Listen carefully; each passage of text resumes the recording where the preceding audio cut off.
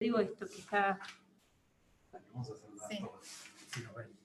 Hola, a ver, ya está. Hola, ¿cómo están? ¿Te escuchan? ¿Se escucha? Sí, ¿Se Hola, escucha? buenas tardes. Sí, ¿Cómo ya. están? Bueno, yo soy la hija de la doctora. Mamá Mucho está... gusto. mucho...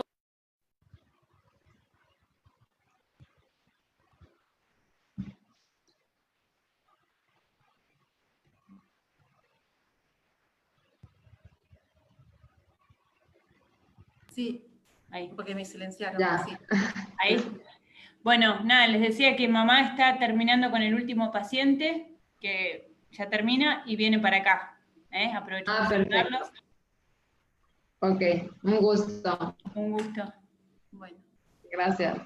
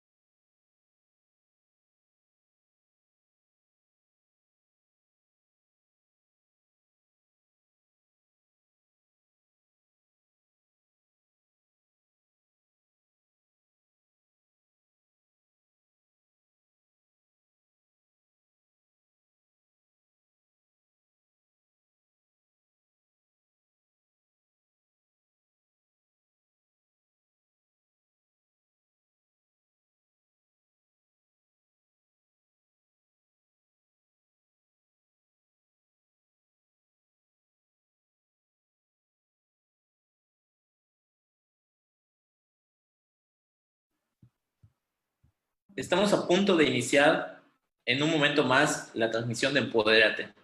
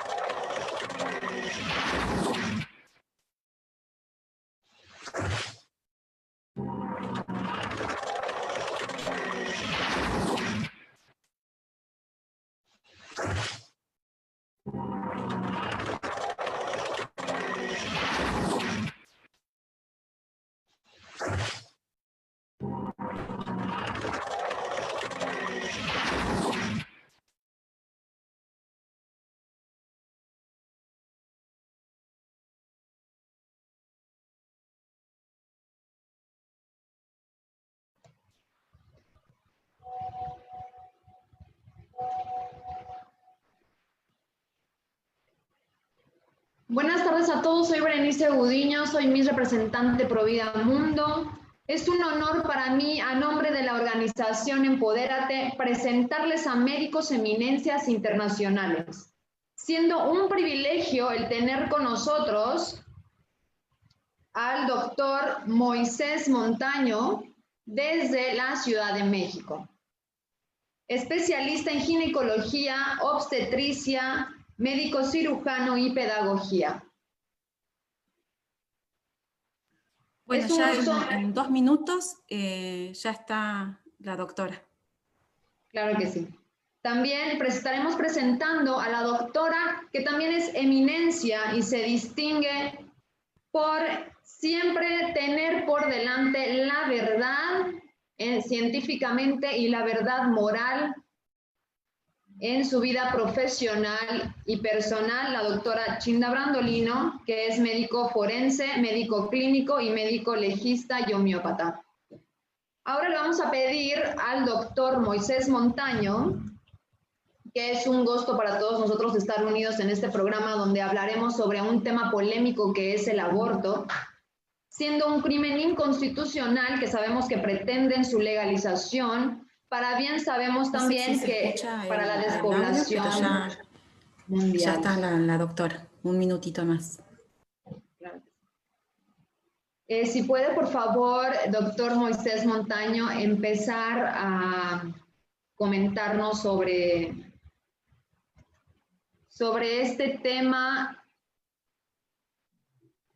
¿Qué ha pasado con sus redes sociales ahora que la censura está por todas las plataformas?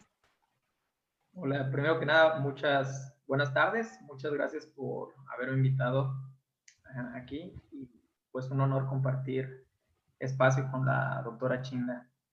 Pues mira, yo entré todo esto de entrada al ser médico y principalmente también al ser católico, pues soy pro vida. Yo empecé a entrar más a todo este mundo de las redes cuando justamente veía videos de Agustín Laje y la doctora Chinda, Nicolás Márquez, contra feministas. Y te lo juro, me da mucha risa porque ¿cómo es posible que gente preparada, muy preparada, o discutiera con gente que se ve que ni siquiera tiene estudios o la más mínima idea de lo que están hablando? O sea, de verdad se ha convertido todo esto en una batalla cultural.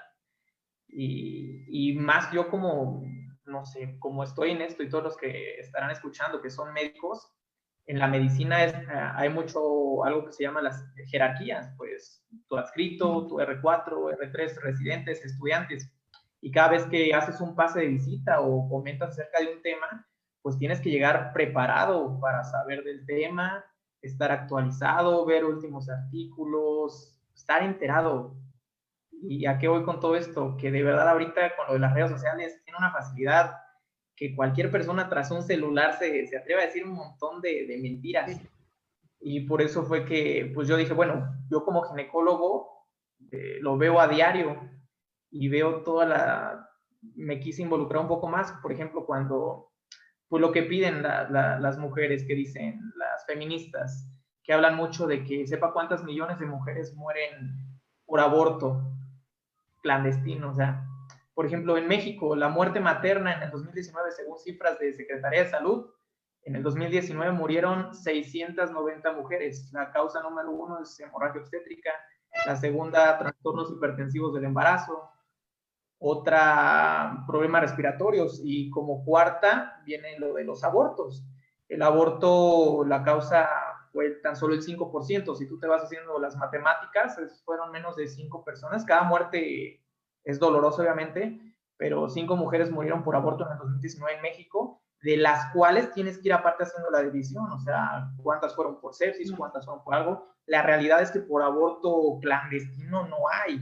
Yo que lo veo y que lo vivo, las mujeres te llegan, porque ven los videos de las aborteras, de las feministas, te llegan desangrándose, te llegan o perforadas del útero, y llegan en un mal estado, pero llegan tranquilamente al hospital, y pues para eso estamos nosotros, para sacar el trabajo.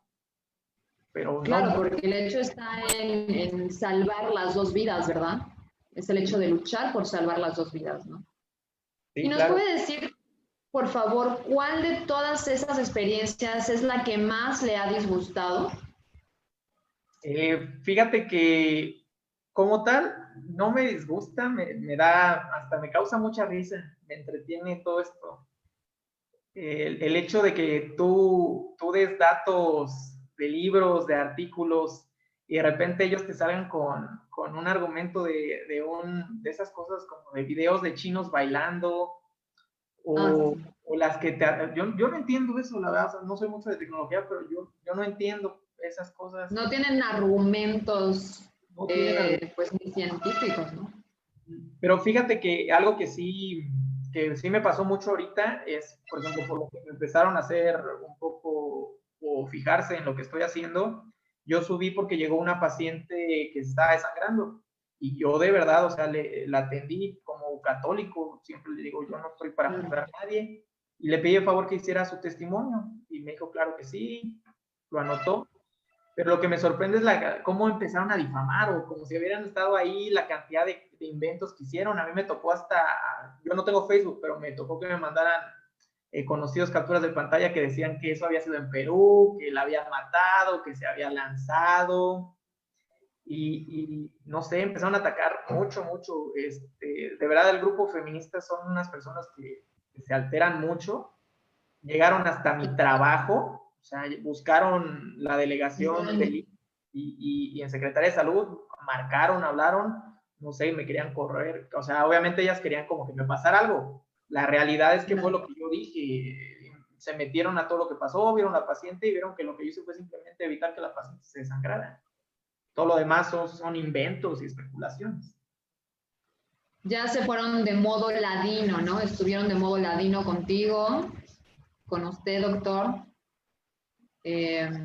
No se comportaron bien, ¿no? Porque sabemos que ellos siempre pues tienen muchas actitudes violentas, ¿no? En la sociedad, y pues más que nada, pues con los doctores que están en contra del aborto, ¿verdad? Sí, pero tienes que tomar mucho, pues, las palabras de quien vienen. La realidad es que Claro. si te está atacando Aisha, la abortera, la bruja demoníaca, la matabebés, la reina de los fetos. Que bien sabemos que el demonio, que el maligno está introducido en todo esto, ¿no? Que por eso hay que estar, pues, muy unidos en oración como buenos católicos, ¿no? Que Sí, somos. yo siempre he dicho que ahorita más que nunca se ven mucho los dos bandos, y es una pelea, además de cultural, el bien contra el mal. Metafísica, así es.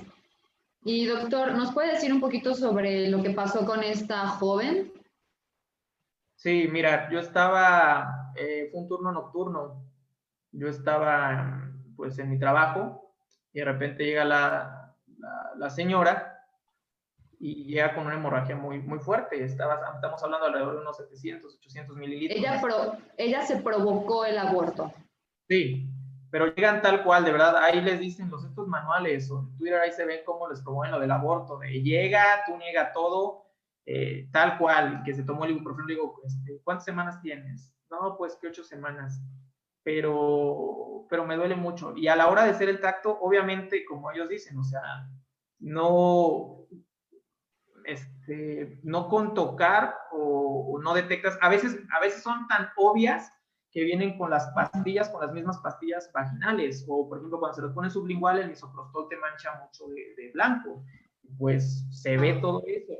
Además, a la hora de tú indicar ese medicamento, por ejemplo, no nada más para aborto, sino depende de las semanas en que lo indiques, te tienes que ir con base a la dosis respuesta, o sea, no dar las pastillas de golpe. Y las de estas chavitas, me ha tocado que llegan y se han metido 12, 15, 18, cuando es una dosis muy, muy alta, y llegan desangrándose, y a la hora tú de hacer el tacto, lo normal de un cervix es que mida de 2 a 4 centímetros, que su consistencia al inicio sea dura o media, y que esté cerrado. Cuando llegan esas pacientes, llegan con el cervix totalmente corto por la acción de la prostaglandina, llega totalmente dilatado, aguado, y pues con el sangrerío a todo lo que da.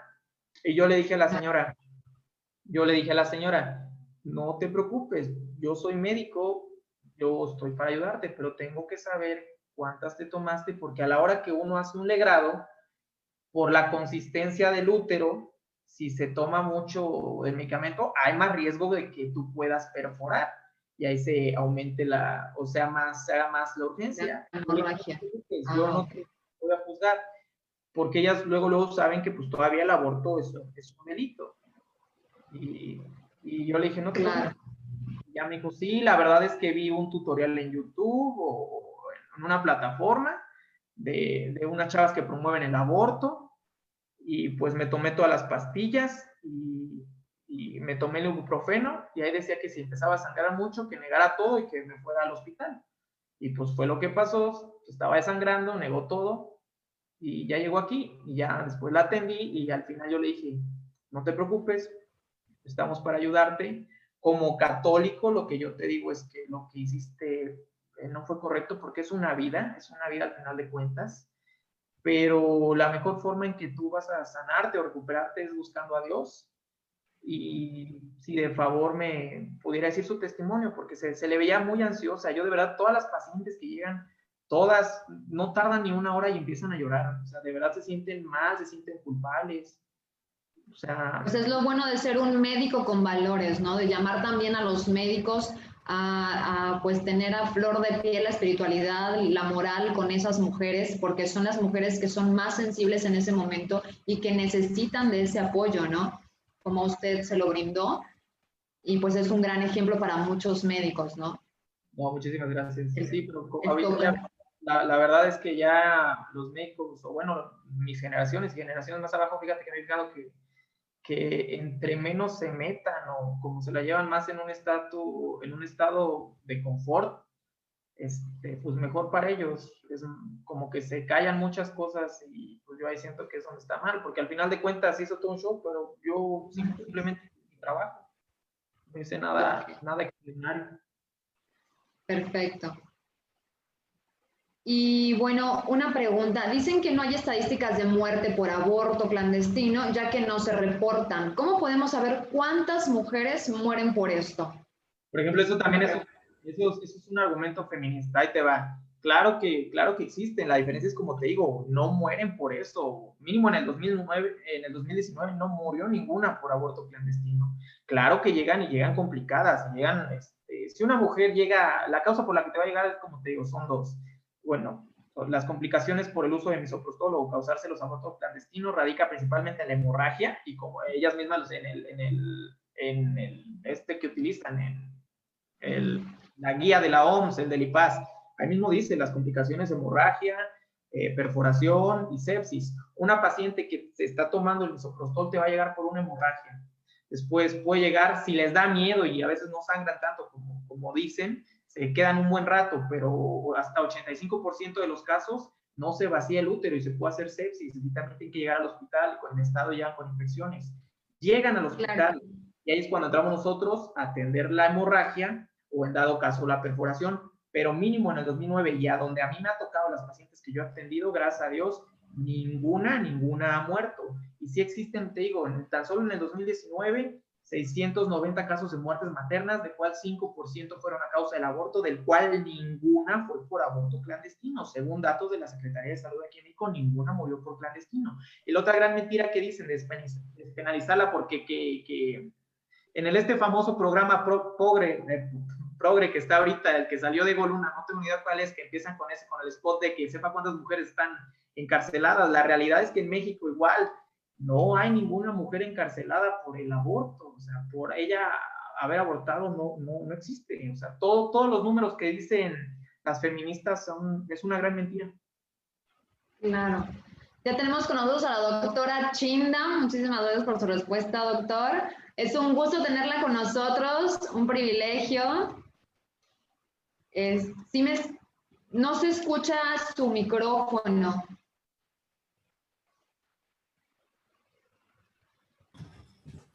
Sí. ¿Ahora? ¿Ahora escuchan? ¿Sí? Ya, ¿Se escucha sí. mi voz? Hola, querido Moisés. Un gusto estar con ustedes, queridos chicos, hermoso. Hola, Chinda. Compartir este rato. Espero que sea útil.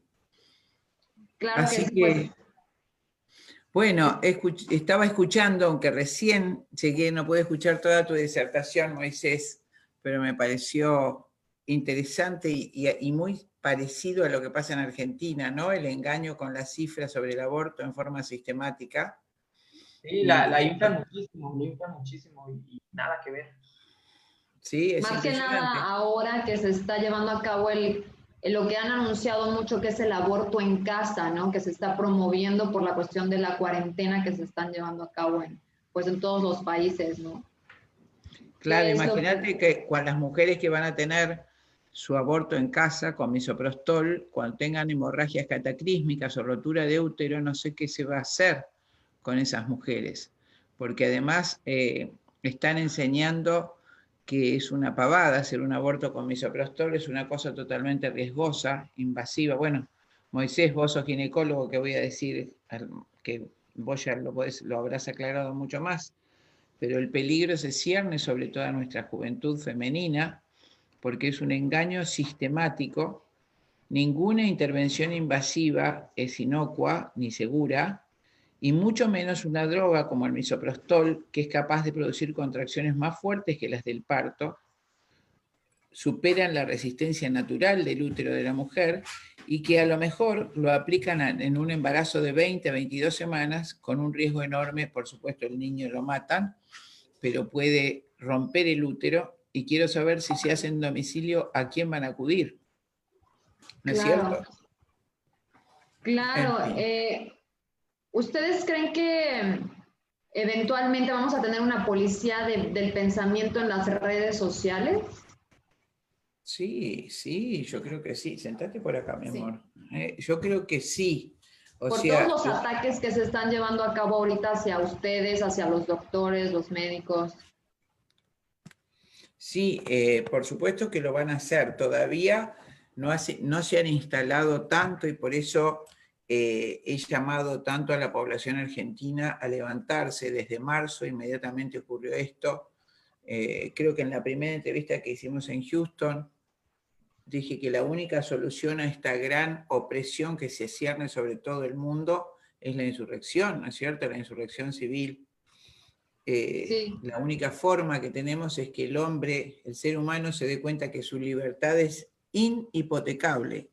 Nosotros no podemos entregar la libertad, no somos esclavos.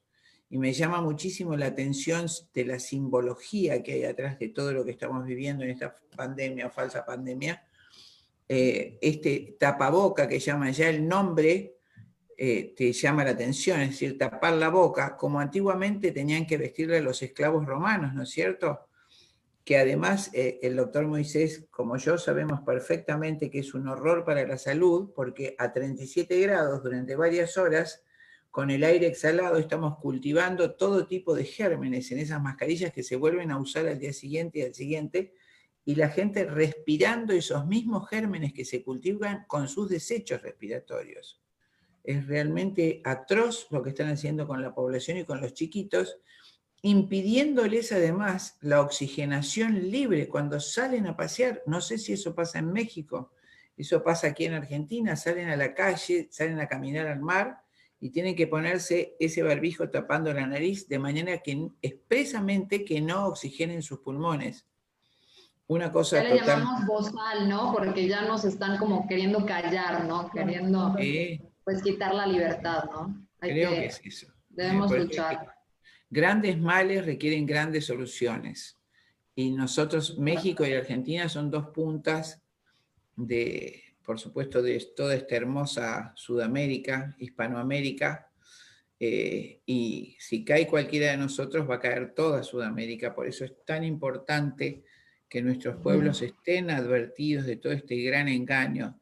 El hambre por los recursos de Sudamérica está expresado en muchísimos documentos del hemisferio norte, no solo en el informe Kissinger famoso, Implicancias del crecimiento poblacional para la seguridad de los Estados Unidos y sus intereses de ultramar, sino en muchísimos otros informes, y esa voracidad por esos recursos que hay en nuestros territorios sin explotar hace que la primera política sea tendiente a exterminar nuestra población.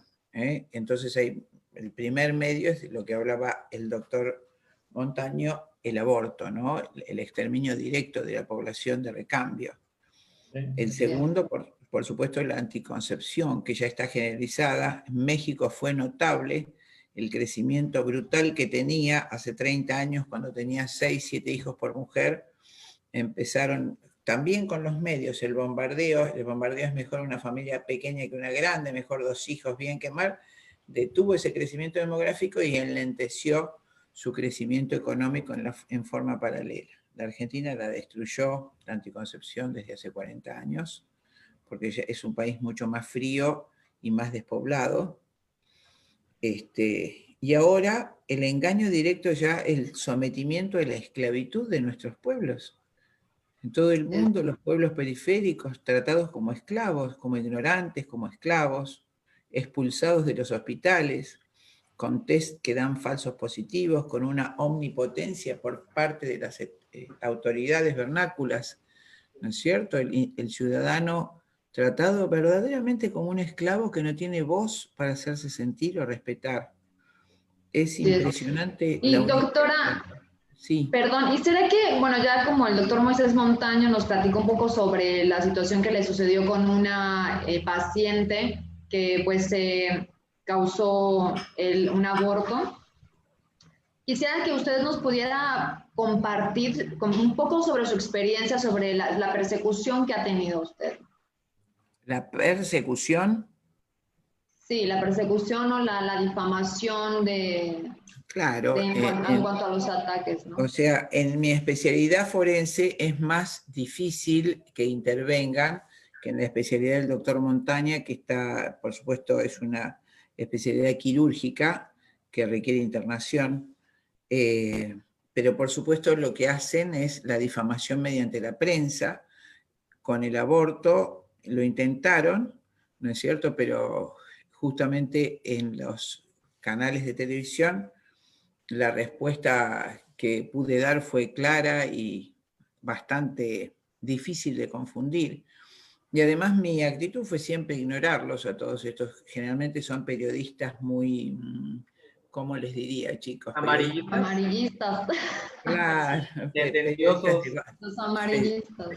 Amarillistas y realmente inmorales y gente muy baja.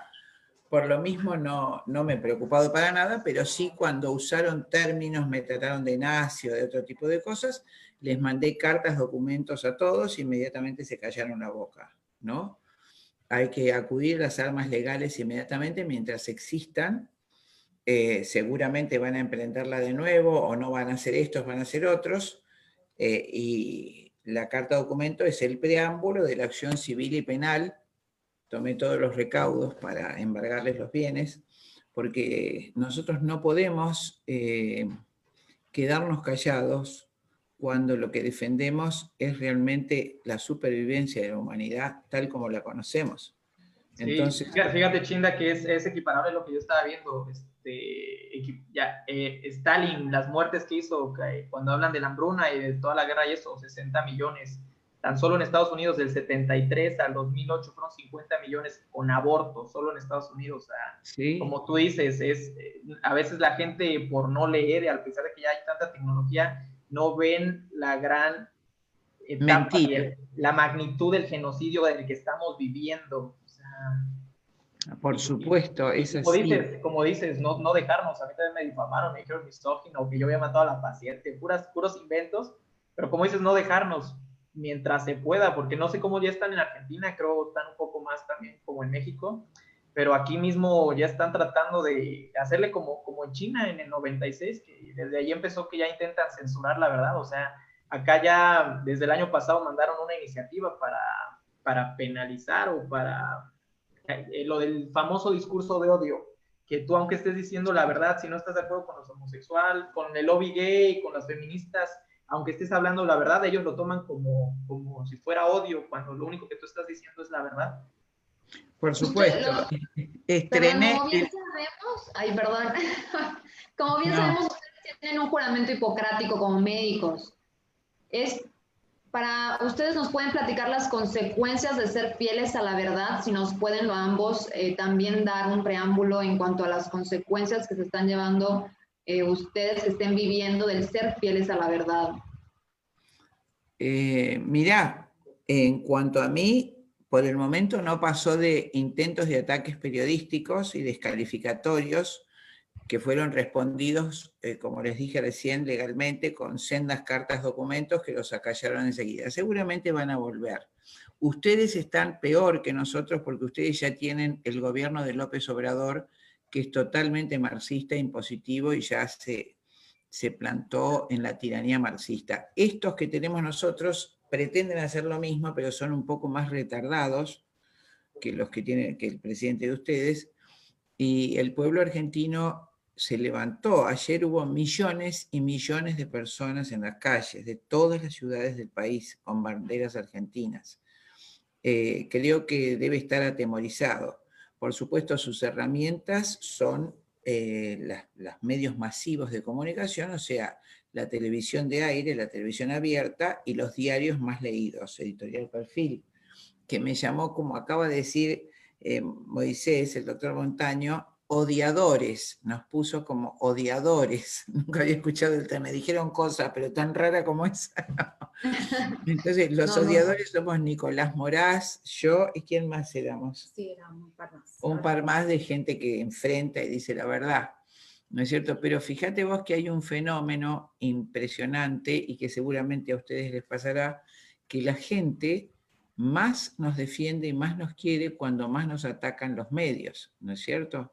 Entonces, en realidad, les decimos en Argentina, les salió el tiro por la culata, porque la gente, al haber atacado de esa manera, fueron a buscar el programa censurado para enterarnos de lo que habíamos hablado en esa entrevista, por ejemplo, y se enteraron de toda la verdad que hay atrás de la pandemia. Entonces la gente empezó a cambiar, ¿no? Por supuesto, la verdad, querida Bere, tiene su propio peso. Y la verdad no tiene que ser adornada, no tiene que ser pensada. Vos decís hoy y mañana y siempre, como le pasa al doctor Montaño, la verdad. ¿Qué es un aborto? El aborto es esto. Y lo podemos describir como médicos, porque lo hemos visto, porque sabemos, y nadie nos puede hacer callar la verdad que sabemos. Podrán matarnos seguramente, pero no pueden quitar el conocimiento que hay adentro de la mente del verdadero médico. ¿No es cierto? Por eso también es tan importante que el médico tenga una formación humanística, o el médico, el sujeto de nuestra medicina es el hombre, y nosotros debemos conocer al hombre. El médico tiene que tener un gran bagaje cultural, debe haber leído los clásicos, saber la historia, buscar el hombre ese a quien nosotros tenemos que curar. Y saber desde que empieza en primer año que médico es yo curo, eso quiere decir médico. Y que es la vocación de curar y aliviar lo que a nosotros nos hace seguir esta carrera tan ardua tantos años. El médico no es un trabajador de la salud. Ese es un gran engaño que lo he escuchado a López Obrador decir esa burrada. El médico es una de las personas que va a estar en el corazón de la familia, de la familia que va a integrar nuestras patrias, ¿no es cierto? Y que tiene que amar lo que hace para hacerlo. Vos no vas a lavar una úlcera leprosa porque sos un trabajador de la salud. Lo vas a hacer porque tenés vocación de aliviar a ese ser que sufre y que te pide ayuda. Claro. No vas a meterte en una enfermedad infecciosa con gran probabilidad, como nos ha pasado, incursionar en las zonas más selváticas, donde la malaria es prácticamente segura. No lo vas a hacer porque te paguen, lo vas a hacer porque hay gente sufriente que necesita un médico y vas a ir. Claro, por corazón, ¿no? Por ser vocación. humano, ¿no? Mientras si eso se borra, no queda nada, ya no hay un acto médico. Hay trabajadores de la salud que no se comprometen ni les importa. El acto médico es un diálogo ontológico, queridos amigos. Es un diálogo de ser a ser. Eso es el acto médico. No es un trabajo. Mi ser se está comunicando con ese ser doliente y que está clamando por ayuda. Y ese ser al que tengo que ayudar merece todo mi respeto y mi afecto. No se puede ayudar lo que no se quiere. Eso es una enorme mentira que inauguró Freud. No querer al paciente. Yo amo a mis pacientes. Yo los quiero. Y además me siento obligada cuando lo veo vulnerable. Claro, porque qué bonito que uno que cuando se siente mal, que te toque un médico, pues más humano, ¿no? También como aquí el doctor Moisés, que también en su experiencia nos platicó que tuvo un contacto más personal en cuanto a que le decía que tenía que superarse espiritualmente, ¿no? Y moralmente para poder salir adelante después de lo que había ella procedido al aborto, ¿no?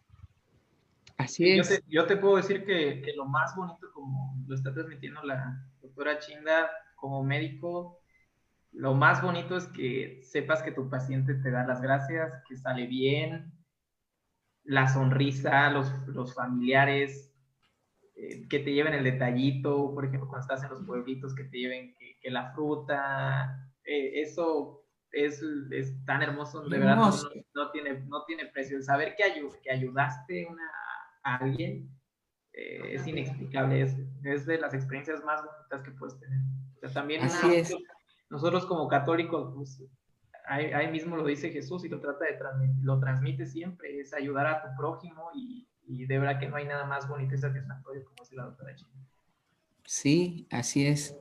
Y fíjate que nosotros cuando se habla de Cristo, o Cristo en uno de los pasajes dice que es el médico por excelencia. O sea, nosotros tenemos el honor, la distinción, la gracia, decimos como católicos, de poder seguir los pasos de Cristo para curar al que sufre. Es una gracia enorme y tenemos que estar a la altura de esa gracia. ¿No es cierto? Es un acto de amor, la medicina. Ahora lo forman a los médicos prescindiendo de todo eso y en general, ya cuando entran a primer año, les niegan la existencia del alma. O sea, le están cercenando la realidad humana, están inventando un ser que no es el ser humano, porque el ser humano es cuerpo y alma. Por más que lo nieguen, como si negamos la ley de gravedad y nos tiramos del 7º piso, nos vamos a destrozar.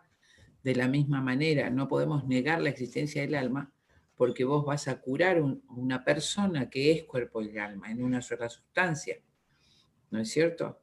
Y por eso todo ese afecto que percibe, y como dice Moisés, cuando vos recibís ese obsequio, ese abrazo, ese beso, ese agradecimiento, un poco tu corazón toca el cielo. En cambio, ningún médico que haga un aborto va a recibir el agradecimiento jamás. Ninguna madre le va a ir a agradecer por haber matado a su hijo. Sí. Aunque lo festeje. Y bueno, queremos también saber un poquito ya, pues más de ustedes, de cómo era su carácter de niños, si nos pueden platicar ambos, un poquito cómo eran ustedes de niños, si ya querían ser desde niños ya médicos. Bueno, no sé si querés hablar vos, Moisés, o hablo. No, primero las damas. Gracias, mi amor, gracias. Mirá, yo era la segunda de 7 hermanos, mi papá era médico y siempre me encantaba. Mirá, imagínate que tenía 10 años y papá me hacía ayudarlo, imagínate que él lo podría ayudar, pero él me hacía pasar sus recetas en la ficha del paciente, ¿no es cierto? Con mi letrita de nena iba pasando y ya lo veía papá revisar al paciente, hablar al paciente, y escenas que nunca se borraron. Por ejemplo, en el barrio de la ciudad donde yo vivía, la que vivo actualmente, era el único médico de la zona, y entonces le hablaba a una mamá, fulanito tiene sarampión, pero no, ya tuvo. No, le decía papá, el que tuvo sarampión fue el otro. Papá se acordaba más que la madre. Esas escenas que te quedan, y salir con su maletina en la noche, ¿no es cierto? No había como ahora tantos recursos tecnológicos, y ese amor del barrio, de la gente, por su médico que sabía que los cuidaba. Por supuesto que eso se imprime en el alma del niño. Nosotros éramos 7, tuvimos por supuesto una enorme desgracia que como todo lo que Dios hace se transforma en frutos hermosos. Cuando yo tenía 12 años, el sexto de mis hermanitos de 3 años tuvo una leucemia mieloide aguda.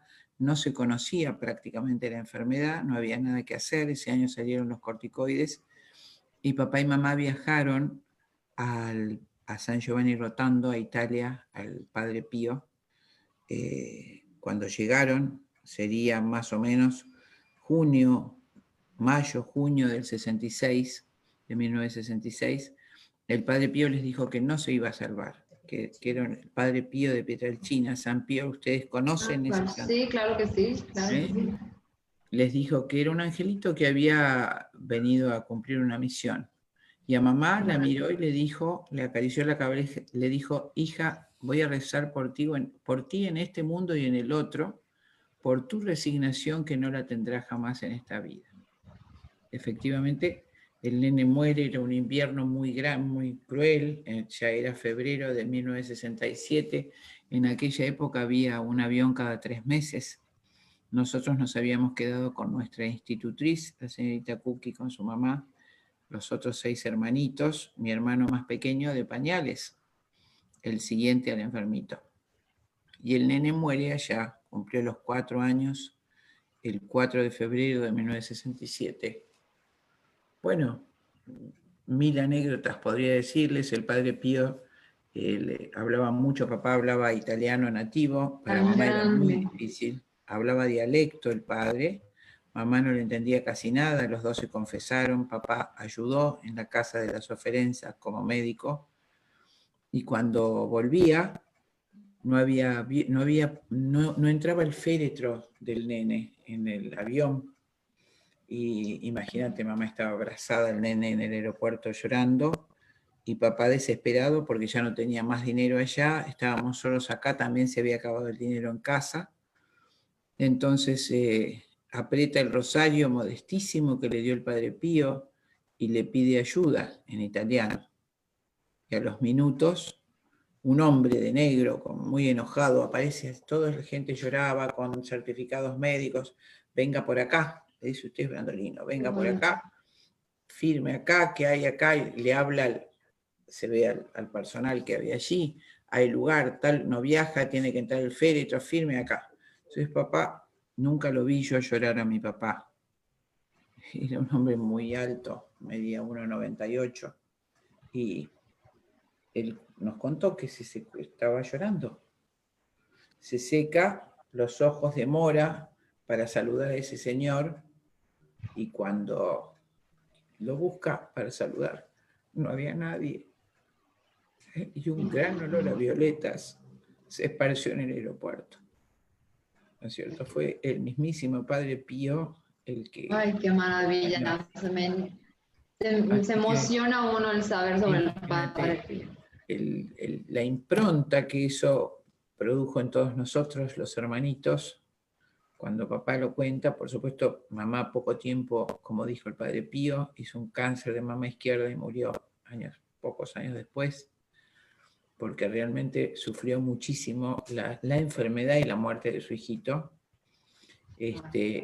Pero bueno, por ese motivo, el niño que sabe capitalizar eso, tal vez por la profunda enseñanza cristiana que recibimos de nuestros padres, creo que nos enriqueció muchísimo en todos los aspectos el tener la muerte familiar, el haber tenido de tan chica la experiencia de muerte. Una fortaleza espiritual ya fundada, ¿no? Claro, el saber la finitud de lo material, lo corto de la experiencia humana, ¿no es cierto? Tal vez eso me marcó enormemente. Y por supuesto, de los 7 hermanos fui la única médica, ya se pintaba desde chicos, todos igual lo hemos querido apasionadamente a papá. Y bueno, cuando uno empieza a estudiar medicina con ese capital, esa experiencia, la experiencia del milagro y la experiencia del amor de los padres y también de la muerte como parte de la vida, uno abraza esta vocación, por supuesto. Yo te diría, Berenice, con un amor sobrenatural, ¿no es cierto? Claro. Ya con una visión donde no te pueden hacer callar, porque vos sabés que estás de paso, que antes o después te vas a morir, que la muerte tiene de es una cerca la muerte, Claro. vive la experiencia, ¿no? La Eso eternidad es, existe, exactamente, que tuviste la experiencia de la eternidad. La intervención directa de un hombre santo como fue el Padre Pío, que años después, en ese momento nadie lo conocía, y después, por supuesto, se hizo pública la inmensa santidad del último estigmatizado. Y tengo la carta y el pañuelo del Padre Pío con su sangre, que papá escribe desde Italia, que cuando el Padre Pío le da el pañuelo, que tenía sangre de sus estigmas, le alivió enormemente el dolor al nene, ¿no? Justamente el otro día leía la carta en italiano. Entonces, esa obra que estaban haciendo esos médicos ayudando a vivir, esa obra del Padre Pío que por supuesto lo trascendió, la casa de la sofferenza, la casa del sufrimiento, donde los médicos eran parte de ese trabajo maravilloso que hacía el Padre Pío de aliviar, consolar, algunas veces curar, pero siempre acercar al ser humano a Dios. claro, este es un mensaje importante para todos los jóvenes que nos están escuchando, pues el ejemplo de los médicos que tienen muy de cerca la experiencia de la muerte, muy de cerca la experiencia también del nacimiento, pero que saben que no está en nuestras propias manos, ni en sus manos, sino en las manos de Dios, ¿verdad? En las manos de Dios y de que tenemos un alma que nos da la vida, nos da vida. Lo sagrado de la vida, lo hermoso de la vida, lo sagrado de la vida y lo intangible e intocable de la vida, que realmente está en manos de Dios. Nosotros no podemos, solamente podemos poner nuestro servicio, por eso me opongo a muchas cosas también, al trasplante de órganos como médica forense, fue la primera voz que se levantó aquí, porque el paciente está vivo, se modificó en Sydney la ley de muerte, en 1967 y se inventó el concepto de muerte cerebral. El aceptar ese criterio para abrir a una persona viva es un peligro enorme, un horror, y es lo que está pasando, que es el desprecio de la vida humana. No, Dios cuando nos crea, cuando nos dice en el protoevangelio, que es el Génesis, ¿no es cierto? Hagan lo que quieran, todo es vuestro. Pero yo les digo 2 cosas. Yo les digo lo que está bien y lo que está mal, y yo soy el dueño de la vida. Y el hombre actual justamente se toma esos 2 atributos. No aceptar la ley divina, que son los 10 mandamientos. No matarás. No matarás. Nunca, bajo ningún condicionamiento, no matarás. Ni la más microcélula, ¿verdad, doctores? Entonces, no acepta esa ley objetiva y tampoco acepta, por ejemplo, la limitación de la vida en el momento de la muerte, porque el acto mismo del trasplante de órganos únicos como el corazón o el hígado o el bloque pulmonar es no aceptar. Yo quiero que mi hijo viva a cualquier costo, que esta persona, yo médico digo, esta vale la pena y esta no. ¿No es cierto? Estamos hablando del trasplante de órganos únicos, no del riñón, o de la córnea se hace en cadáveres, por supuesto, el riñón se puede hacer con la persona viva y es un verdadero acto de caridad, porque no requiere la muerte de la persona. Pero cuando la gente reza para tener un órgano, está rezando que alguien muera de un accidente para darle un órgano.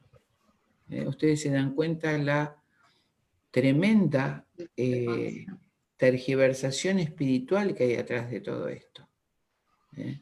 Entonces te das cuenta también que aún en las personas creyentes no hay un acto de fe, hay un aferrarse a esta vida de cualquier manera. Y te vuelvo a decir, no es porque yo no haya tenido cercanísimamente a mí la experiencia de la muerte, todo lo contrario, ¿no es cierto? Pero es sagrada esa vida. La muerte cerebral no existe, puede ser que no funcione el cerebro, pero la muerte es el después de la muerte, es la descomposición. En el momento que el alma se retira del cuerpo, empieza el cadáver. Se descompone el órgano y por eso el órgano no sirve. Por eso se llama trasplante a corazón batiente. Y si nosotros pensamos que porque el paciente no puede pensar, lo puedo matar, entonces, ¿qué hacemos con el aborto del niño anencefálico, que tampoco tiene cerebro? La primera semana antes de que se desarrolle el sistema nervioso. O la persona totalmente discapacitada con formas graves de parálisis cerebral o de otros síndromes. Los matamos porque su cerebro no funciona. No, Es un horror. O sea, el hombre con toda propiedad, Juan Pablo II llamó cultura de la muerte. No necesitamos eso. La ¿Desde ciencia qué momento nos pueden decir científicamente desde qué momento inicia la vida?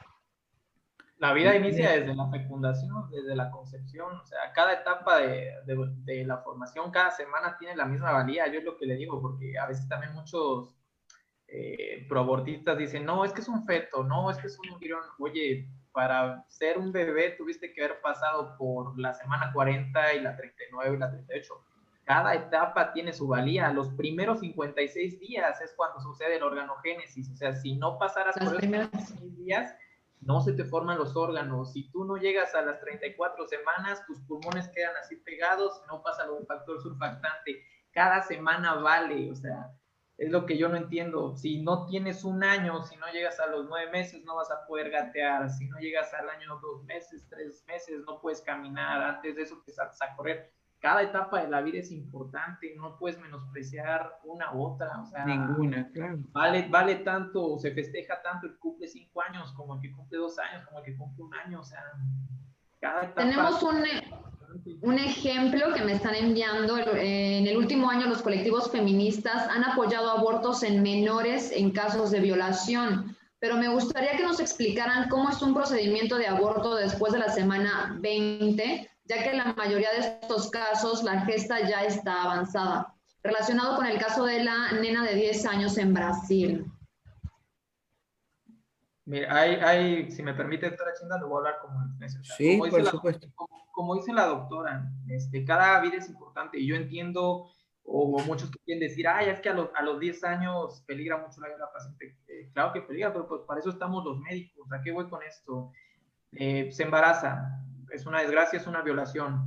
Hasta los mismos abortistas le quieren echar por ahí, o sea, hay una gran probabilidad de 40% que por sí solo sucede un aborto espontáneo y ahí tú ya no intervienes. Número 1.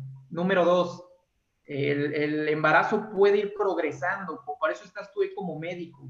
Si en algún momento cambia o va deteriorando la salud de la mujer, ahí dependiendo de la semana como mencionas, puedes ver si tú le das un beneficio al bebé, existe la maduración pulmonar, existen varias cosas.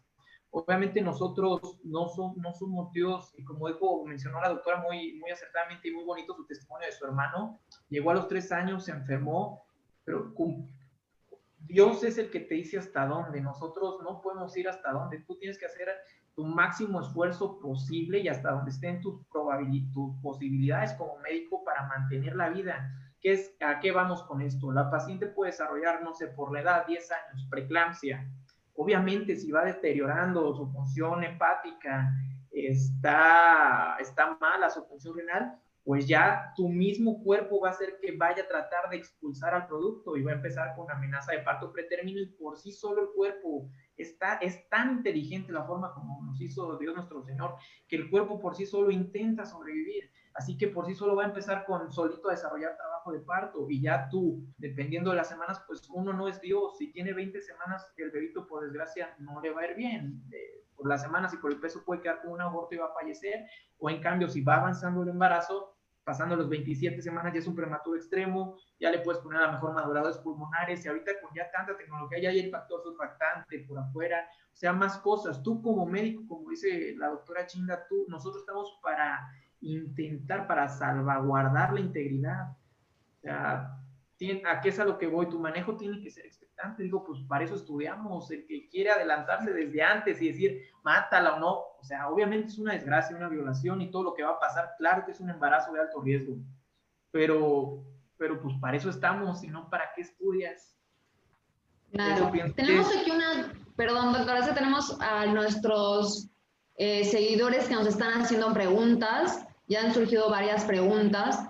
Una chica que nos dice, tengo una duda, tuve un primer embarazo de alto riesgo por tener miomas y nació de 28 SDG, eso ustedes lo compran. Semanas de gestación. No me quise operar y 4 años más tarde, recientemente, acabo de tener a mi bebé hace 2 meses, pero este embarazo me hicieron cerclaje en la semana 10 de embarazo, y conforme avanzó mi embarazo, en cada consulta me preguntaban sobre qué método anticonceptivo iba a elegir, y cuando decían que ninguno me quería convencer de elegir uno, el 4 de agosto me dio preeclampsia y me tuvieron que hacer cesárea, y me intentaron convencer de que era mejor operarme en ese momento. Todo el personal del hospital que tuvo contacto conmigo no dejaba de insistirme sobre qué método anticonceptivo iba a elegir, cuando decía que ninguno me quería... perdón. Que me lo mandaron incompleto. Sí, para dónde va la pregunta. Claro. Ahorita, como dice la doctora Chinda, una de las grandes cosas es que quieren poner mucho lo del apeo, siempre la anticoncepción post-evento obstétrico, por lo mismo reducir la población y eso. Lo importante más bien también sería mencionarle a la paciente que más bien lo adecuado no es que ya supere para no tener bebés o todo eso, pero como médico tú le tienes que decir simplemente que como acaba de tener un procedimiento quirúrgico, lo más adecuado es que no se embarace entre los siguientes 18 meses, porque puede tener riesgo de que se le rompa o que se le abra la licencia de su cesárea. Pero tienes que explicar lo médico. Tú como médico, yo también algo que estoy muy en contra es que tú le quieras estar imponiendo, oye, pues tú no les vas a mantener a los bebés. Tú no la tienes por qué obligar o no a que tenga o no bebés. O sea, tú como médico simplemente le tienes que hablar de los riesgos, porque un embarazo, como sabe Chinda, la doctora Chinda, ya cada vez por tanta enfermedad que hay, diabetes, preeclampsia, las edades ya cada vez son más difíciles. Ahorita el hacer cesáreas, la OMS recomendaba solo que el 15% fueran cesáreas. La realidad es que ahorita, por ejemplo, en México, 65% de los nacimientos son cesáreas.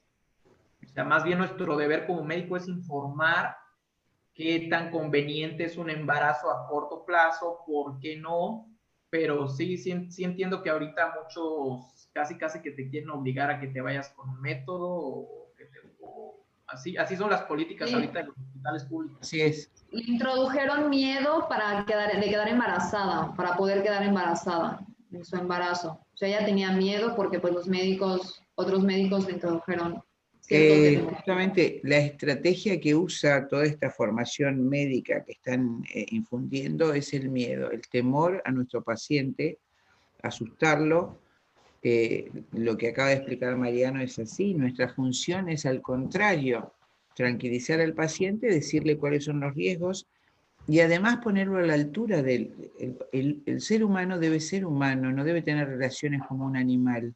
No es un método anticonceptivo. Si se tienen que cuidar un tiempo largo, los esposos, que son seres humanos, no son animales, deben abstenerse de tener relaciones un tiempo. Lo tienen que hacer y nosotros como médicos los tenemos que ayudar. Es tristísimo ver en todas las zonas pobres de emergencia que los inducen a tener relaciones promiscuas como animales y les tiran anticonceptivos o les ligan las trompas para que vivan como animales. El ser humano no es un animal. Mi hija mayor tiene 6 cesáreas con el debido tiempo entre cada uno de sus hijos. Su esposo ha acompañado perfectamente ese proceso. Entonces es fundamental que los médicos ayudemos a la paciente y respetemos además su libertad. ¿Cómo esa presión para que no tenga hijos? Nos acusan a nosotros no hacemos ninguna presión, simplemente acompañamos, decimos la verdad. y le explicamos los riesgos, saben que durante tanto tiempo no tienen que tener relaciones, como explicó recién el doctor Montaño, que no sería riesgoso en este tiempo inicial porque el útero podría abrir su cicatriz, podría dañar la salud. Entonces acompañamos también a los matrimonios a tener una vida digna. Ese matrimonio que es capaz de abstenerse por respeto a la esposa, ese esposo que es capaz de abstenerse sexualmente, sin duda que va a desarrollar un amor mucho más grande y un amor más generoso y un ejemplo mucho más sólido para sus hijos, que aquel que se deja llevar por sus pasiones rápidamente, su satisfacción, la satisfacción de sus deseos como prioridad, que eso es, querida Berenice, la implantación de métodos anticonceptivos. La naturaleza te dice que no podés tener por el momento relaciones, pero yo te pongo un DIU para que hagas aborto sistemáticamente y no te preocupes de las consecuencias de tus actos y lleves la sexualidad a un plano puramente animal. Eso es lo que yo pienso. Eso también nos hace poco humanos, ¿no? Naturalmente van desarrollando, van perdiendo la humanidad en la sociedad, ¿no? En sí mismos. Exactamente. Entonces, yo quisiera que nos respondieran también qué piensan de los médicos que hacen abortos clandestinos. Digo, ya sabemos más cercana a la respuesta, ¿no? Pero perdóname, es lo mismo el aborto clandestino que el aborto legal. No es que piense María, Moisés o yo del médico que hace aborto clandestino, del médico que hace aborto. El médico que hace aborto, sea clandestino o sea legal, es un asesino. Sencillamente no es un médico. Médico es yo curo. Se resume a ausencia de Dios y dinero. O sea, lo que les interesa es dinero. Porque... el negocio. Así es. ¿Por qué creen que las feministas promueven el aborto y no la persecución del delito? Porque ellas son pagas, querida amiga. Vos sabés que cuando fue la discusión en el Congreso argentino, tuvimos la enorme gracia de que una ex guerrillera marxista, Amparo Medina, viajara a la Argentina. La trajimos a Argentina y cuando ella contó que fue entrenada en Rusia y que recibía de las Naciones Unidas en su momento, te estoy diciendo hace 20 años, $20.000 mensuales para impulsar la legalización del aborto. Todas las líderes feministas reciben mucho dinero en este momento en forma a través del Fondo de Población de Naciones Unidas o directamente del órgano asesino internacional que es la IPPF, Federación Internacional de Paternidad Planificada. En su momento, en el año 18, cuando se discutía la ley en el Congreso argentino, en la página de la IPPF salían las fundaciones feministas, los distintos montos de dinero que daban cada año a esas fundaciones, mujer y esto, mujer y aquello, ¿cómo se llama acá? Encuentro Nacional de Mujeres Autoconvocadas, Fundación Huésped y la Open Society de Soros son las que en este momento hacen girar sus dineros a las mujeres que toman, son médicas, muchas de ellas investigadoras del CONICET, muchas están en hospitales donde hacen el aborto, porque inventaron un protocolo del Ministerio de Salud que es ilegal, va contra nuestro Código Penal y nuestra Constitución. Manual de Interrupción Legal del Embarazo, ¿se llama así, Moisés, allí también? Sí, es igual. Perfecto.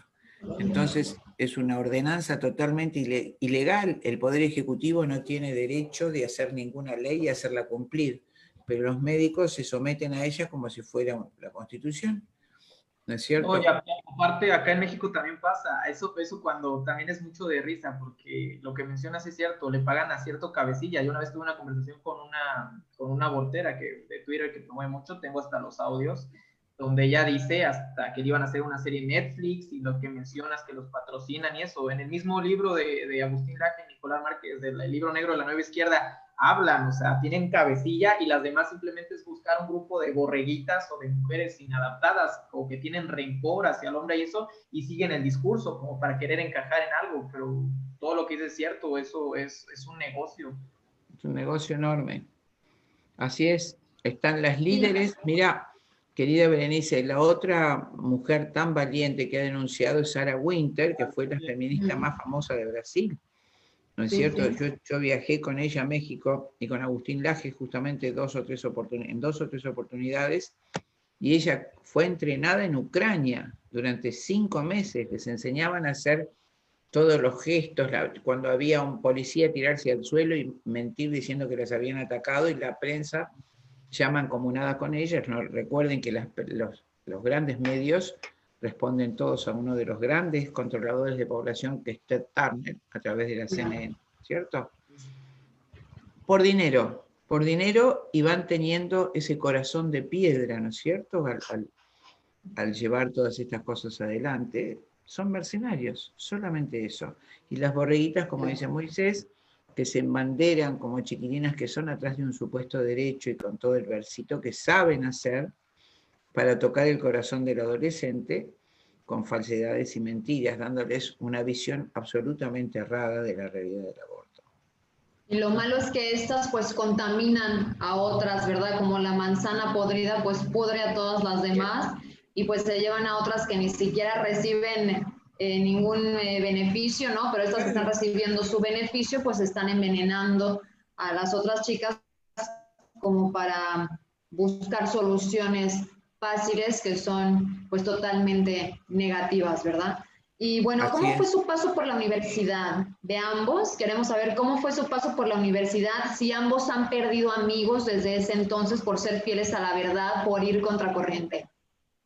Moisés, tú, porque yo ya hablé recién. Pues mira, déjales cuento, yo siempre, igual vengo de una familia, la verdad, yo te puedo decir que tengo la familia más hermosa del mundo, la formación, mi mamá es maravillosa, la amo con todo mi corazón, mi papá, mi héroe, mi ejemplo a seguir, gracias a ellos soy lo que soy. Ya siempre fui buen estudiante, fui becado, fui mejor promedio siempre, primaria y secundaria, me pegué Monterrey becado de excelencia, estudié en la autónoma. Por desgracia, a diferencia de la doctora Chinda, que luego tuvo una historia muy bonita y espiritual, yo soy más del tipo Saulo de Tarso, conversión. Siempre fui muy apegado, pero me faltó enfocarme un poquito más y a la hora de la universidad me perdí un poco, el alcohol un poquito. Cometí una tontería, yo por ejemplo, ya esa será para otra plática, pero a mí he sido víctima o fui del grupo del feminismo de que cualquier mujer, yo te creo hermana, a mí se me acusó de violación, o sea, sin nada. Y ahí caí muy feo. Y esos 4 años de mi residencia, de mi especialidad, no tienes idea cómo me trataban horrible, me inventaban un buen de chismes, fue muy feo y la verdad que lo único que me terminó sacando pues del fondo y de lo que estoy es pues, mi rezo del rosario, siempre traigo mi rosario. La verdad es que en estos tiempos yo soy testimonio de que no hay nada más bonito que estar en paz, estar rezando y buscar siempre la verdad, como dice en Juan 8, encontraré la verdad te hará libre. Ya hasta me perdí mucho.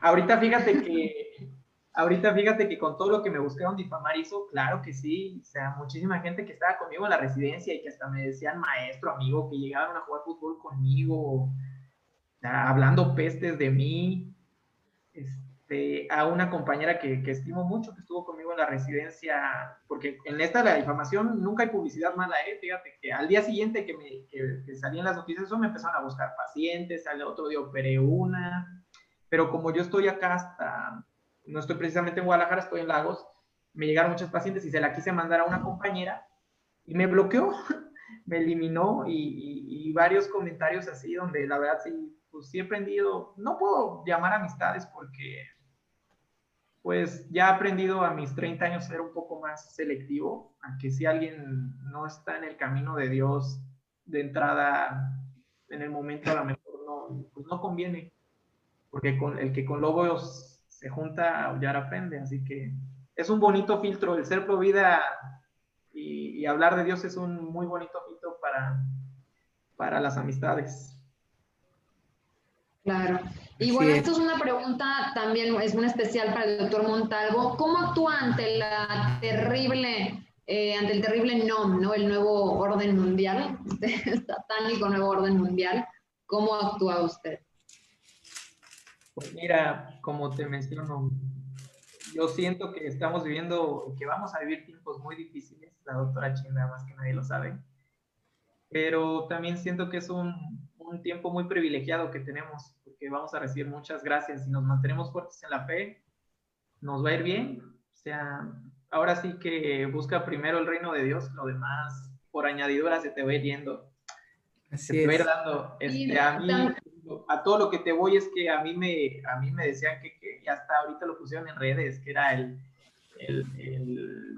apestado del hospital y no sé qué tantas cosas. Y ellos se sí, ponen a porque son los que están impulsando el aborto, ¿verdad? Estos personajes del nuevo orden mundial están impulsando el aborto, impulsan toda la negatividad. Pero también queremos saber cómo actúa ante la terrible NOM 046, lo que es la norma oficial mexicana también. pues mientras tenemos la objeción de conciencia, antes que nada están los valores. A mí, yo sí estoy de verdad, y yo lo he hablado mucho con mi familia. A mí en el momento que a mí me quieran obligar o imponer a hacer un aborto, yo tranquilamente me voy. O sea, Dios provee. Dios provee, Moisés, así es. Así que a mí nada de eso me amedrenta. O sea, gracias a Dios siempre me he ido bien porque pues le pido a Dios que me vaya bien y heme aquí. Así es, así es. Excelente. Escuchar a Moisés es hermoso. Vos tenés la edad del más chico de mis 8 hijos y me encanta que, por supuesto, te tocó una época mucho más difícil que la mía como estudiante, porque ya inmerso en esta cultura total de la muerte y la tergiversación del pensamiento de todos los jóvenes captados por los medios masivos y por los programas de estudio. Y es heroico lo que estás haciendo y además con alegría, que es propio del verdadero cristiano, esa alegría que tenés en la cara y la certeza de la fe. Claro que Dios proveerá. Y hermoso escuchártelo y además me alienta porque justamente me pasa, hoy mismo hablaba con otro médico grande, que a veces uno tiene esa desolación de ver todos los médicos jóvenes arriados, ¿no es cierto?, por estas falsas ideologías. Nosotros, yo tengo 66 años, cuando empezamos éramos el recambio de los viejos, pero nosotros con enorme pena vemos cómo toda esta presión social y cultural se ha llevado a nuestros jóvenes. Y por eso cuando te escuchaba, Moisés, tal vez Dios quiso que te escuchara para que vuelva también la esperanza a mi corazón. A mí me tocó una época mucho más fácil.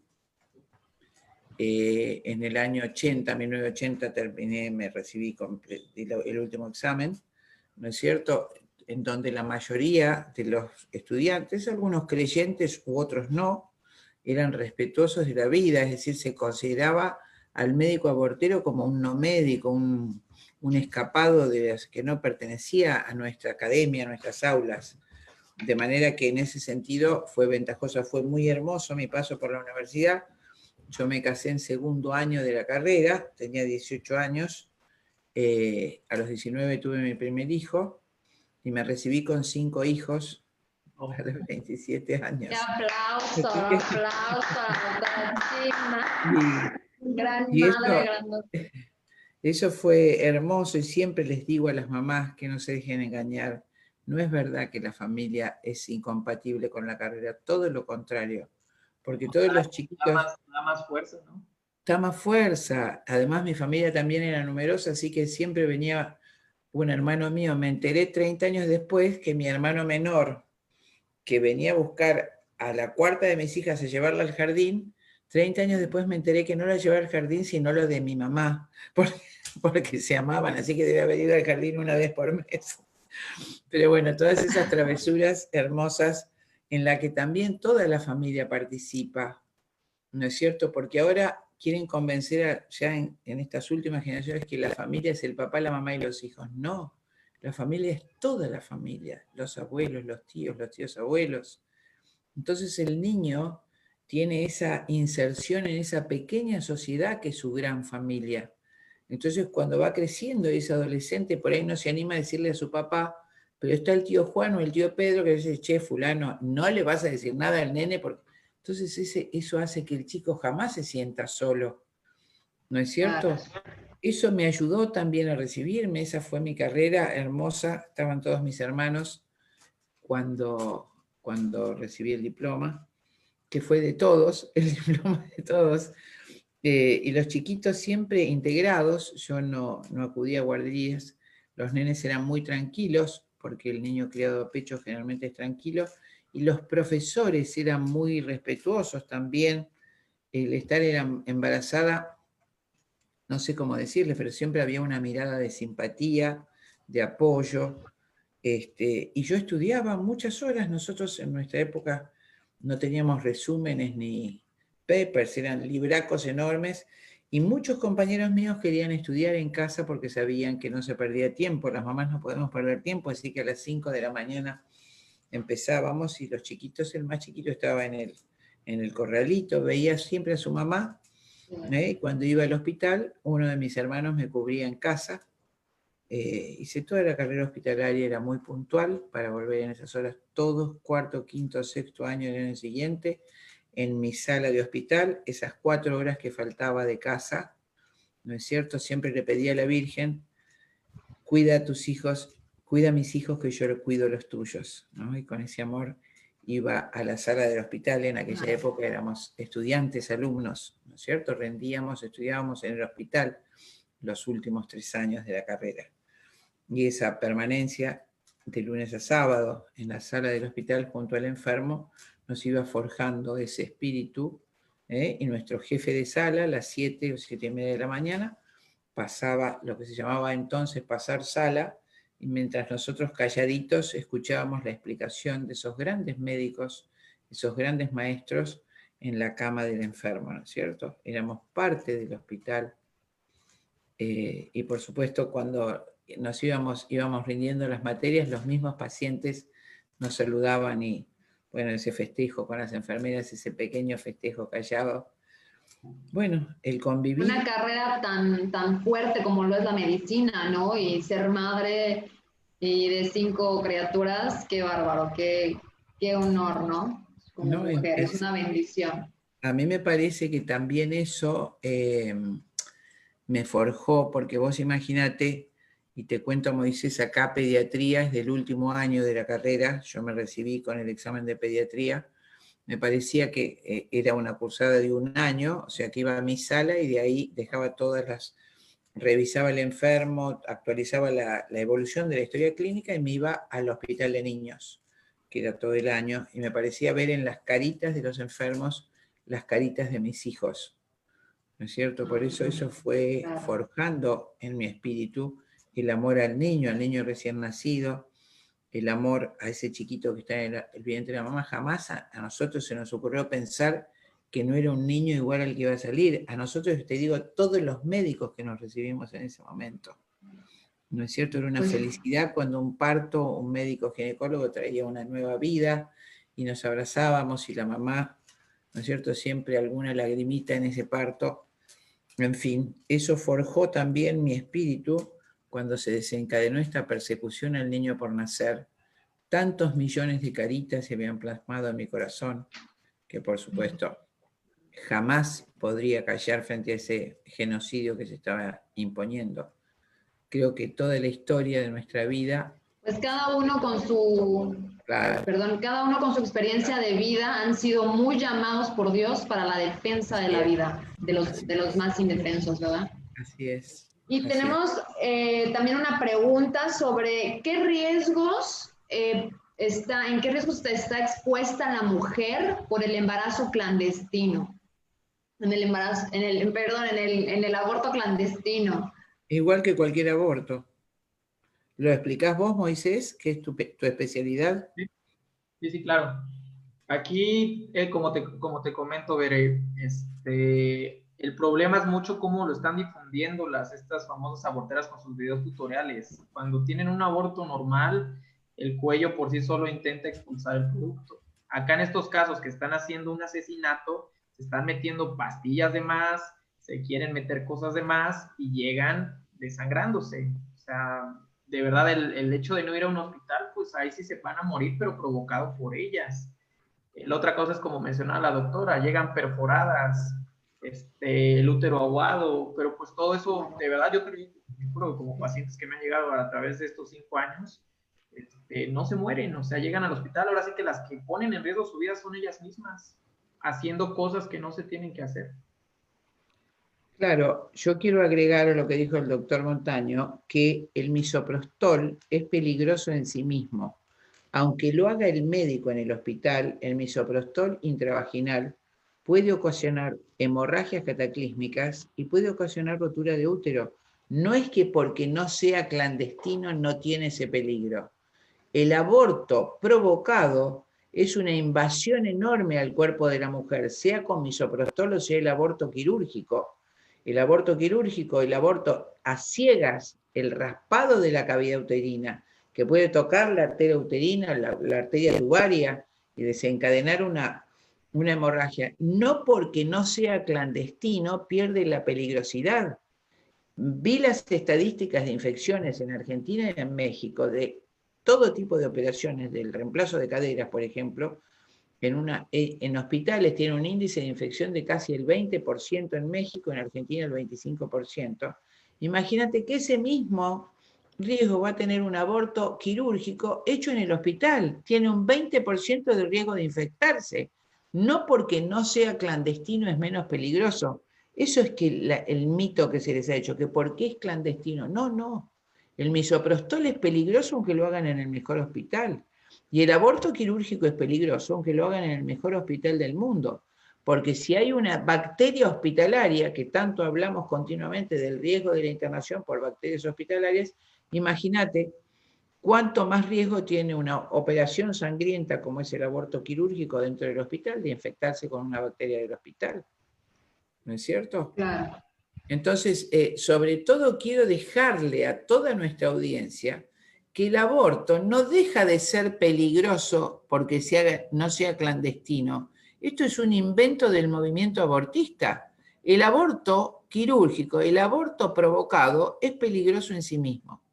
A mí me tocó peritar como forense la muerte de Kayla Jones de 17 años porque cuando le puso la tercera pastilla de misoprostol, la chica hizo una vasoconstracción muy prolongada, quedó sin oxígeno, por eso se produce la muerte del feto, y se desarrolló el bacilo, el Clostridium sordelli, que es como el tétanos, es un bacilo que está en la flora vaginal de la mujer, en el 18% de las mujeres normales, en su flora bacteriana vaginal, está ese germen, el Clostridium sordelli, que está esporulado porque en la vagina hay muchísimo oxígeno.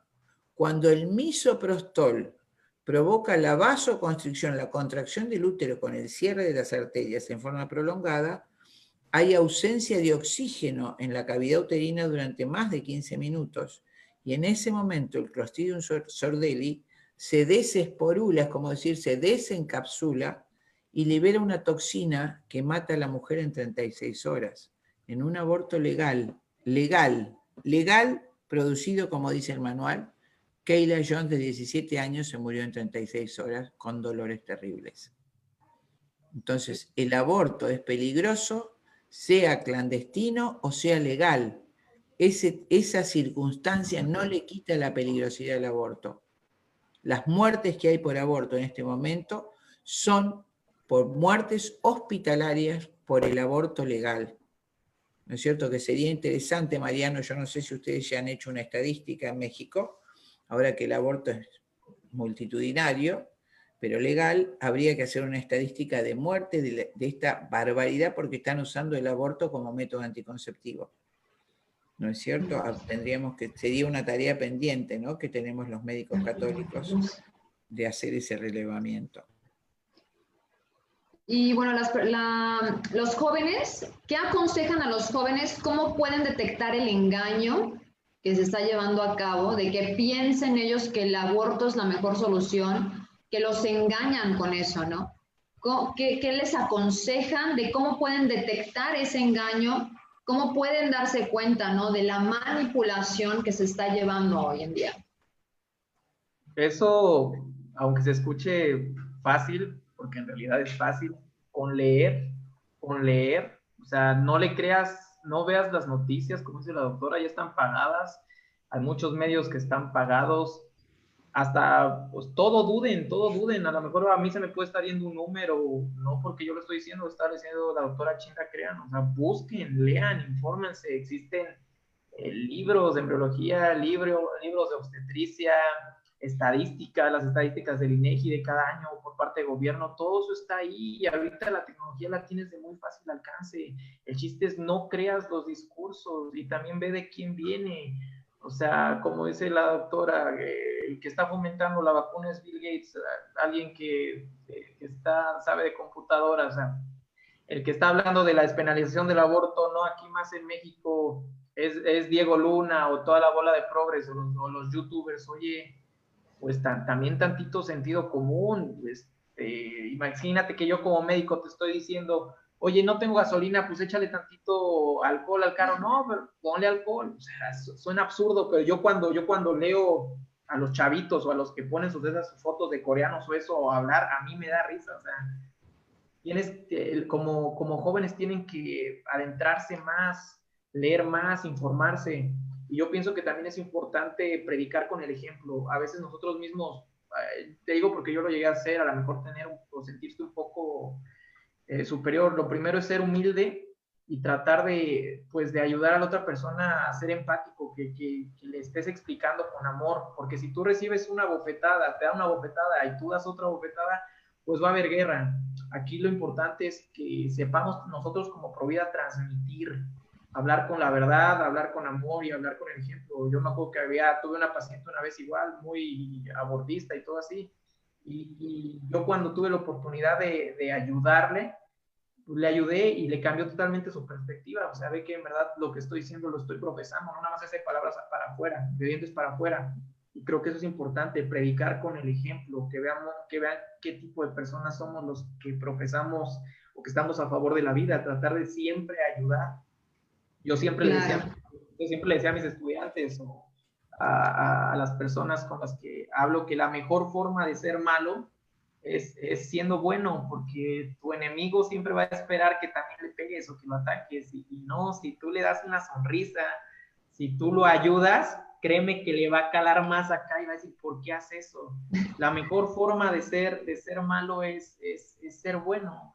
Y se escucha chistoso, pero como dice don Ramón, la venganza nunca es buena, mata el alma y la envenena. Así es. Claro. Así es. Mira, Mariano ha mencionado las estadísticas del INEGI, que son exactas. En cambio, las feministas... Claro, las feministas tienen otro centro en México, no me acuerdo cómo se llama, de reproducción controlada, no sé qué, celeste, donde falsifican totalmente las estadísticas. He visto que los diarios falsifican. Entonces, lo que dijo Mariano, como acá nuestras... ver las estadísticas verdaderas de las muertes, y además recordar que en todo el curso de la historia de Occidente, queridos jóvenes, jamás ha servido para nada la muerte de los inocentes.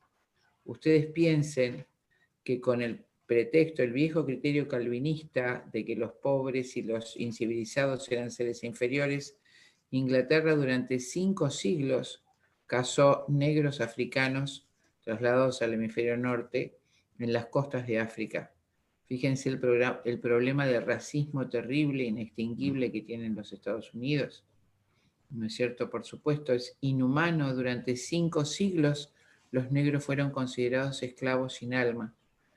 La ley de los Estados Unidos, fíjense lo ilegítimo de lo legal, no porque sea legal es legítimo. En 1857, el máximo tribunal de los Estados Unidos, 1857, no estamos hablando de la Edad Media, se pronunció de una forma para siempre de que los esclavos eran propiedad de sus dueños y ellos podían golpearlos, matarlos, venderlos y matarlos si consideraban necesario. Y 100 años después, en 1973, con términos más o menos parecidos, la Corte de los Estados Unidos, el máximo tribunal, determinó que el niño en el vientre de su madre es propiedad de esta y esta puede matarlo cuando lo considere necesario. ¿No es cierto? Que no tiene derechos de ciudadano. Entonces, Lo que están haciendo en Francia, ¿no? Que acaban de aprobar hasta el 9º mes. Dime si eso no es terrible. caro de la... Y eso dio lugar a esta minusvalía del niño. Ahora hay tráfico de niños usados para tráfico sexual de la manera más aberrante, que son violados, asesinados. 800.000 niños desaparecen en Estados Unidos cada año. Desconozco las estadísticas de México, en Argentina desaparecen muchísimos chicos. Porque una vez que el ser humano relativiza el valor de la vida humana, ya no lo pone en el centro de la creación como persona, imagen y semejanza de Dios, ya todo es posible. Entonces, queridos jóvenes, hay que volver al límite absoluto que es la vida humana. El hombre es inviolable, el ser humano, por ser humano, cualquiera sea su edad, su condición económica o social. Cualquiera, como dijo Mariano, es el mismo ser humano cuando es preembrión, embrión, feto. En el momento de la concepción, dijo Jerome Lejeune, cuando se une el ácido nucleico de la madre con el del padre, un nuevo hombre ha iniciado su carrera. Y ese hombre es imagen y semejanza de Dios. Entonces, queridos chicos, todos los que escuchen, nosotros con Mariano les pedimos que lean, pero aunque no puedan leer, por ser solo ser humano, por ser imagen y semejanza de Dios, es intocable en cualquier circunstancia relativa a la que esté sometido ese ser humano. Y si nosotros no volvemos a ese principio y fundamento de toda la actividad humana, la humanidad se destruirá como está haciendo ahora. Respetar el origen que es la célula también, esa célula que luego se desarrolla en el ser humano, ¿no? Porque también se van mucho a la anticoncepción y eso también causa de cáncer, es causa de otras... Por supuesto, es la negación de la vida, ¿no? De la naturaleza. Y ese tema que tocas, la anticoncepción, se puede englobar en esa magnífica apuesta de Shakespeare, en El Rey Lear, en esa hermosa tragedia donde la hija le contesta a su padre: padre, desórdenes en la naturaleza provocan desórdenes contra la naturaleza. Hoy mismo tuve la consulta de un matrimonio joven cuyo chiquito está embarazada de 16 semanas, la señora, la joven, y el nene aparece ecográficamente todo edematizado y no se ve perfectamente ecográficamente el corazón. Por ejemplo, nadie publica que la inmensa mayoría de las malformaciones cardíacas se deben a la ingesta de anticonceptivos por parte de la mujer. La hormona que contiene el anticonceptivo, que proviene de una hormona masculina, actúa en el genoma de las células del ovario. El estudio, Mariano, más grande que vi, a lo mejor ahora hay otro, Moisés, perdón, es el que hizo el Hospital Ciego de Ávila de Cuba, con 13.700 chiquitos con malformaciones congénitas. El resultado del estudio fue 70% producido por la ingesta anterior de anticonceptivos por parte de las madres y 30% por la ingesta de psicofármacos. Entonces, esto que vos decías, querida Berenice, la toma de anticonceptivos, así como otros métodos anticonceptivos, claro que no es inocua. No solo cáncer, sino daños que son cadenas y que condenan a otros chiquitos que van a nacer con malformaciones y que los engloban en esta rueda de odio y violencia, porque ahora obligan, por ejemplo en Holanda, si hay una malformación, obligan al médico a hacer el aborto. Ya esos seres humanos no tienen categoría. Fíjate cómo el acto irresponsable de violar la naturaleza con la toma de un anticonceptivo hormonal termina en una cadena trágica cuyo fin desconocemos. En Canadá se sabe que se está el aborto aceptado, pero ya que el niño sale del vientre de la madre, en ese momento le inyectan la solución salina. Eso es lo que yo he estado documentado con una persona de Canadá. En general se hace el aborto por nacimiento parcial, donde en la nuca del niño se aplica un trocar y una tijera, prácticamente se lo degüella en el canal de parto para que nazca muerto. El aborto con solución salina creo que se puede hacer hasta los 7 meses y no puede dar un cuadro. ¿No, Moisés? Sí, es intraútero, no como lo mencionó Bere.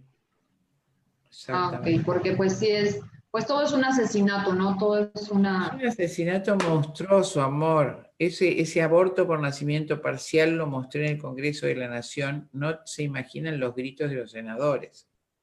Porque claro, ellos nos obligaban a hacer un aborto, pero no habían visto lo que es un aborto por nacimiento parcial. El proyecto de aborto de México y Argentina incluye aborto en cualquier edad del embarazo. Y eso es el aborto por nacimiento parcial.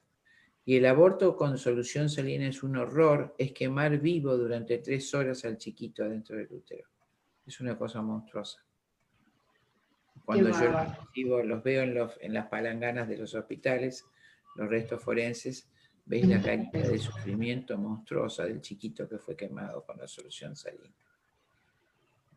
No hay derecho. Y bueno, hemos visto en varios grupos, hemos visto en varios grupos pro aborto que se practican abortos de más de 22 semanas de gestación con pastillas. ¿Qué tan arriesgada es esta práctica y por qué los protocolos de la OMS y el IPAS lo recomiendan como si fuera comerte un pan? Como si fueran a comerse un pan, como si fuera algo tan fácil. Obviamente, entre más semanas es más riesgo. ¿Por qué lo explico? El índice de éxito de aborto por medicamentos es de más del 85% cuando se tiene menos de 10 semanas. ¿Por qué? Porque a partir de las 12 semanas es cuando inicia la formación de centros de osificación. Al tú usar misoprostol en esas altas cantidades arriba de las 12 semanas, es más riesgo debido a que ya hay huesito de bebé que se pueda perforar el útero. Además, entre más semanas es diferente la dosis. Obviamente nosotros ya no lo utilizamos el misoprostol para esas altas dosis para realizar abortos. En dado caso sería para inducción de trabajo de parto ya en embarazo a término. Cuando estas mujeres lo utilizan como abortivo, es un hecho que hay más riesgo de infecciones. Hay un alto porcentaje que al causar eso arriba de las 20 semanas lo que va a estar causando es un parto adelantado, o sea, ya no es un aborto, es un parto. Obviamente por las semanas que tiene el bebito va a fallecer, o sea, es un asesinato, y sí o sí se va a quedar la placenta. Cuando te llega por desgracia a nosotros, que nos llega un óbito, o sea, un bebito ya fallecido, que tienes que inducir a la paciente por parto, sí o sí al final de que sale el producto, tienes que hacer algo que se llama revisión de cavidad, porque tienes que sacar la placenta y los restos del cordón y la bolsita, porque se quedan. Y eso implica que si no le hacen eso a esas pacientes, pues pueden tener infección, o ya es momento que el útero presenta toneuterina y por ahí se desangran. O sea, la cavidad tiene que estar siempre limpia. Pues sí, es toda una maldad que está creándose en la mujer, ¿no? Y también en los hombres que están apoyando a las mujeres que abortan. Y bueno, este es un mensaje para la doctora Chinda Brandolino, que le dan muchos saludos. Marijo Paz, muchos saludos, la extraña por Querétaro, México. Estuvo en sus pláticas que le han ayudado a buscar la verdad. Y dice que me puede apoyar explicando sobre la pastilla del día siguiente. Trabajo en una cadena de farmacias y me entristece cómo infinidad de adolescentes jóvenes que solicitan la pastilla del día siguiente y me preguntan cuál es la más efectiva. Yo me siento mal porque he tenido que venderla por estar en piso de venta de farmacia y les he dicho que si trae receta, si no, no se la pueden vender. Por supuesto, provoca aborto. El anticonceptivo hormonal tiene 4 mecanismos. En este caso el etilenestradiol, la pastilla del día después. En el anticonceptivo diario lleva 25 miligramos. La pastilla del día después tiene 750 miligramos de esa misma hormona. La hormona tiene 4 efectos, entonces. El primero es que altera la motilidad de las trompas de falopio. El segundo mecanismo es que inhibe la producción del flujo fértil. El tercer mecanismo es que en el 66% de los ciclos impide la ovulación, pero en el 100% de los ciclos produce un aplanamiento del cuello del endometrio, de la parte interna del útero, con lo cual el óvulo fecundado, es decir, el nuevo niño, el cigoto, no puede anidarse. Cuando vos das 25 miligramos diarios, vos mirás al cabo de usar el anticonceptivo, sacás una muestra, como Mariano lo puede certificar, mirás en el portaobjeto y ves totalmente plano el endometrio del útero en vez de verlo esponjoso para recibir al embrioncito. Pero cuando vos das 750 miligramos, el aplanamiento se produce en 48 horas. De manera que si ese día tuvieron relaciones, suponete que se produzca la fecundación ese día o al día siguiente, tarda unos 8 días en llegar al útero. Y con 750 miligramos de levonorgestrel se logra el aplanamiento absoluto y duradero del endometrio, del interior del útero, por lo cual cuando ese niñito, ese cigoto, ya fecundado, ya esa nueva personita, a los 8 días llega al interior del útero, no puede anidarse, porque hay un epitelio plano, estratificado, no un epitelio esponjoso, y cae, y es un aborto hormonal el que se ha hecho todos los meses, todas las veces que toma la pastilla del día después. Han querido confundir a los jóvenes diciéndoles que no es abortiva. Por supuesto que es abortiva, el único mecanismo por el que actúa es ese, el aplanamiento del endometrio, el interior del útero, con el impedimento de la anidación de ese nuevo ser humano. Todo lo que dijo la doctora efectivamente es así. Solo le iba a comentar de la dosis. La del levonorgestrel es de 0.03 miligramos y cuando es la pastilla del día siguiente es 1.75 miligramos. Pero efectivamente es lo que dice, o sea, la dosis es muchísimo, muy alta. Además claro, de los efectos que causa posteriormente, a las mujeres se les inhibe completamente su ciclo. La función del ciclo ovárico está mediado por hormonas y cada día tiene su variación. Al tú dar de jalón una dosis tan fuerte en los ovarios, tus ovarios se sacan de onda, por así decirlo, y dejan de funcionar, se inhiben y pueden tardar mucho tiempo en recuperar su función. Pero sí, todo lo que dijo ustedes lo explicó muy bien, solo lo de la dosis. La dosis puede ser, ¿sabés qué, querido Moisés? Que tal vez hace 20 años la sal del levonorgestrel llevaba otros miligramos, estoy hablando de hace 20 años esa dosis, y seguramente el levonorgestrel, como la evolución de toda la farmacología, requiere dosis bastante menores que las que se usaban en mi época. Me acuerdo hasta las páginas del Goodman y Gilman, que lo contaba como elogiosamente, ¿no? El mecanismo de aplanamiento del útero. Ya en la mentalidad inglesa el efecto anticonceptivo era buscado deliberadamente hace muchos años, ¿no? Nuestros países... ¿Le darían un mensaje especial a las personas, por ejemplo, que están vendiendo en el área de ventas de las farmacias, pues para que ellas también les aconsejen a las jóvenes, pues diciéndoles que no es viable pues el método de la pastilla del día después? Le tienen que explicar lo que nosotros hemos explicado recién.